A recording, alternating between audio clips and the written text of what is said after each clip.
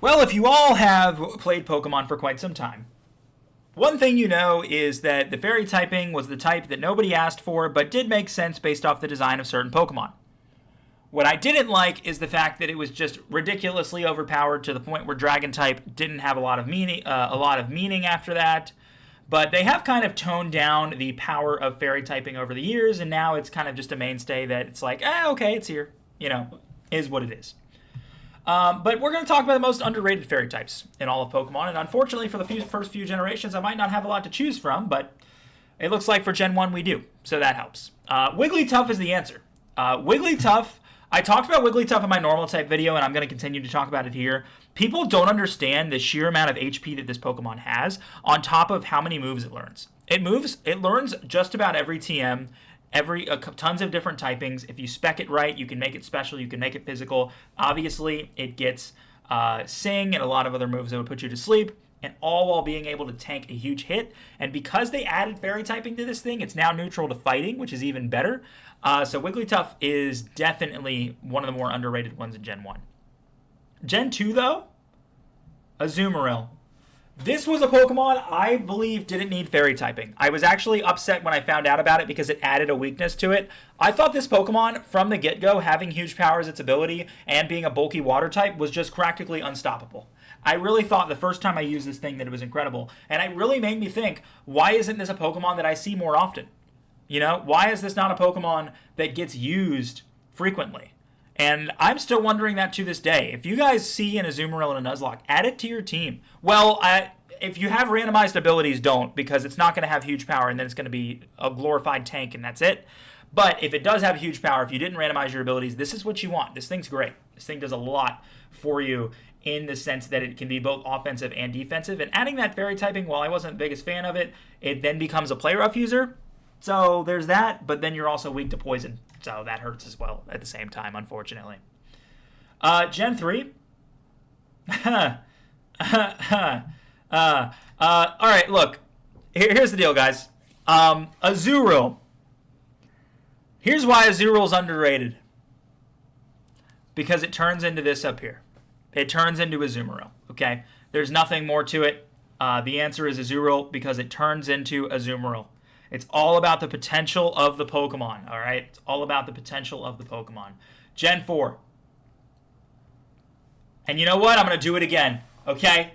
Mime Jr., as much of a nightmare fuel this thing is, turns into more nightmare fuel. This guy right here is who he turns into, okay? I'm not saying that Mr. Mime is that great of a Pokemon because, in all fairness, I don't believe it. But this is obviously really good. Everybody knows that Togekiss is really good. It gets tons of incredible moves on top of being fairy flying, which is really good offensively and defensively. It's not all that slow either. And then you just have, you're just kind of stuck with Mime Jr. But hey, a Mime Jr. becomes a Mr. Mime. And that is worth it. Actually, no, a Mime Jr. becomes a Mr. Rhyme if you play it right. All right, so there's something to do there. Oh, wow. Okay, well, let me say a thing or two about this Pokemon. It's the fact that I don't know anything about it except its name. This thing is Whimsicott. It is a grass type, and the fact that they added fairy typing to this makes zero sense whatsoever. And, I think it has, what's the move it has? Cotton Guard or Cotton Spore? It's one or the other. It has that move. Don't ask me anything else this thing does because I've literally never used it and never desired to. Okay, Gen 6. We have Florges, we have Aromatisse, we have Slurpuff, we have Klefki, we have Carbink, we have Dedenne, we have all these Megas and Xerneas. Sylveon, it's Sylveon. Yeah, it's definitely Sylveon. If I had to tell you what the best fairy type of Gen 6 was, I'd probably pick either Florges or Klefki. Maybe even, if you count legendaries, I'd probably obviously be able to pick this or one of the Megas. But yeah, Sylveon was a good addition to the game. They add a new type and they're like, hey, just like we did in Gen 2, let's add an Eevee evolution to it, right?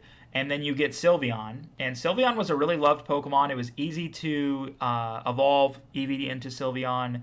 and it was just a really balanced fairy type, and it was a good design, and it was probably most people's first fairy type. When people found out Sylveon existed, they would get their Eevee in Generation 6 and do whatever they can to get a Sylveon because they wanted to use a fairy type for the first time, and this was like ideally the best one.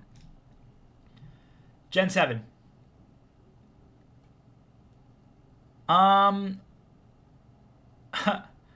These are pretty bad. It is Primarina, though.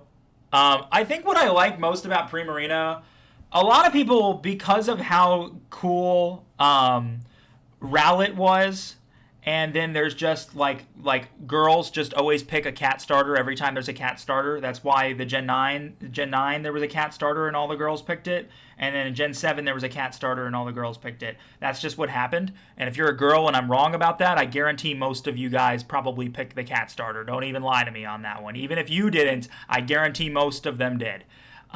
So yeah, nobody really picked Poplio, which eventually ended up into a fairy water type Primarina that had a unique move to it that was really, really cool and really strong. And having fairy water, as I talked about with Azumarill, is actually pretty good. And adding that to Poplio, which was a Pokemon that lacked character, people kind of forget that Primarina exists by comparison, unfortunately. But hey, it is water fairy. It is water fairy. Generation 8. Generation 8, I can't tell you how many times I've talked about Grimmsnarl. I can't do it again. But everything else here is terrible. So it's like, okay, what do I do? So I guess it's Hatterene. I've never used this before. I'll be honest with you, I never have. But I know it's not as good as Grimmsnarl, and I can't use legendaries. So it's like, this is my choice. And if this thing is good, tell me why in the comments that it's good. Tell me why it's underrated. Teach me a thing or two, because I've never used this thing before. I've never had to. Gen 9. Doxbun. Not only is this a dog with literal donuts for its ears, which is cool, by the way, like one of the best designs ever. When I caught a Fido, I loved that they spelled dough like D-O-U-G-H. And I was like, oh, okay, so it's a Pokemon. And like Fido is like a very common dog name. And then it's like, oh, but it's a play on words because this thing has donuts. And then they're like, oh, let's create more. Let's make him a dachshund with donuts and buns all over him. And that's what they chose to do. And you know what? All at the same time, this thing for some reason is a fairy type.